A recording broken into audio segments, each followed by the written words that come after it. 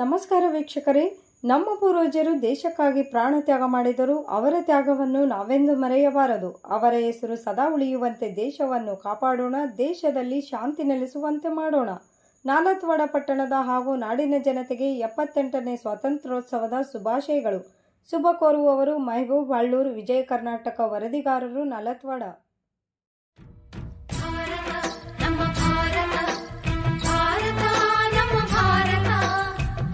ಉಸಿರಿರುವ ತನಕ ನೀ ಭಾರತೀಯನೆಂದು ಬೀರು, ಕೊನೆ ಉಸಿರೆಳೆವಾಗಲು ವಂದೇ ಮಾತರಂ ಎಂದು ಕೂಗು, ವಂದೇ